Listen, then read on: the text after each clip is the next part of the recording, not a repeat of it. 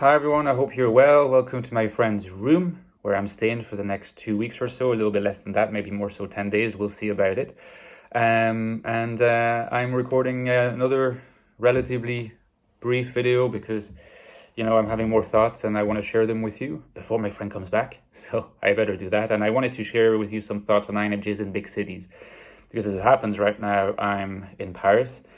And I've been thinking a lot about introversion and about needing your own space and about NI and about FE and things like that. And I kind of wanted to share some thoughts with you and having your feedback on that. Before I move on, remember that you can get my book, The Ecstatic Soul, which is the deepest investigation of the INFJ you'll find online. Check the links below, Amazon, less than $10. Check the reviews. And if you haven't got your copy, consider getting it. We'll deepen your understanding of the INFJ, and there will be a sequel. Hopefully, I'll be working on that next year. There's also The Infinite Castle, my new novel, came out last year. It's a very nice product. Also less than $10. Links below if you're into Kafka, Dostoevsky, if you like 20th century literature, a bit of surrealism, a bit of magical realism, and apparently a main character that's an alienated INFJ. You might just like it. Support the channel, just like my Patreon page, which is also linked below. So please support me if you can. Massive thanks to my current supporters.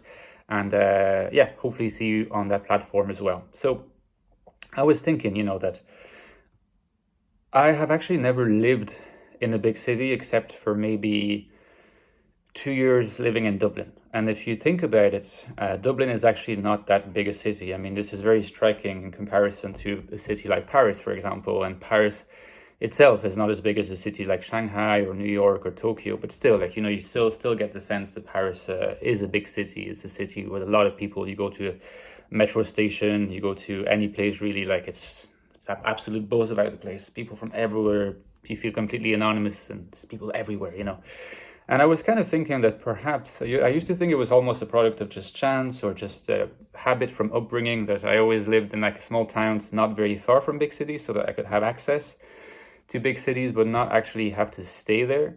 And I used to think I just replicated the habits of my childhood because that's the context in which I was born and so on.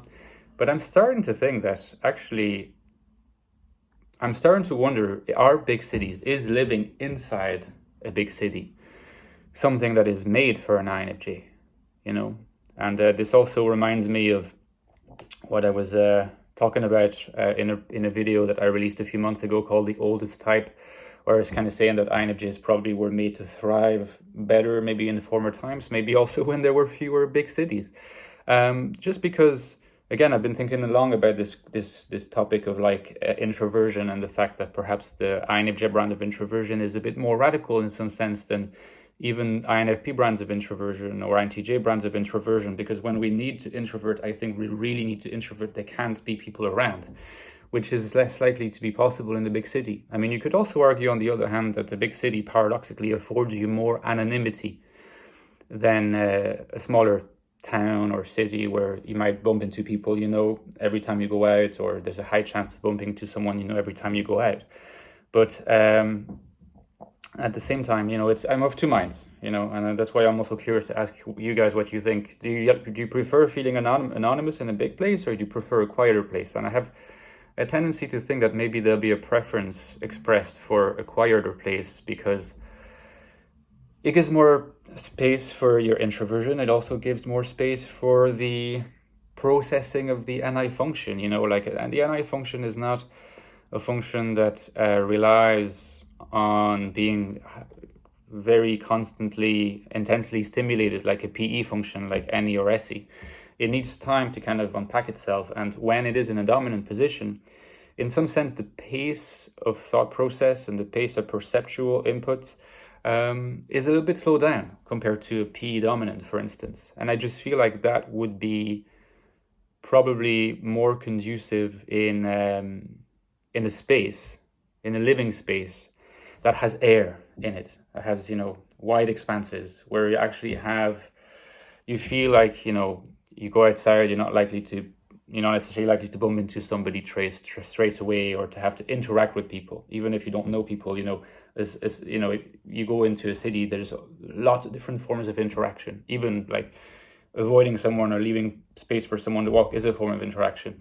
And so there are all these demands that are made on us by the presence of other people, which also refers back to my video that I released before this one, where I was saying that, when you're an introvert with FE, one of the difficulties is that when you're in the presence of other people without even meaning to, they make demands on you because the FE framework is a system of external norms. So you feel obliged to behave a certain way, and that's fatiguing and that's tiring for an introvert like an INFJ.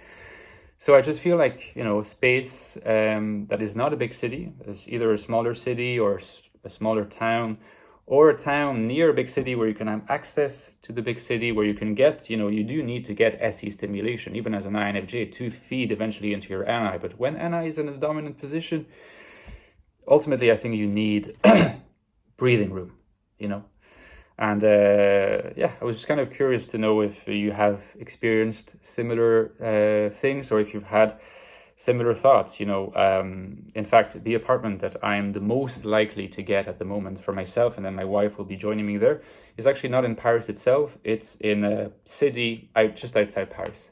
Still, the commuting to work can be managed and everything, and it's not necessarily by design. It's not easy to find an apartment in Paris.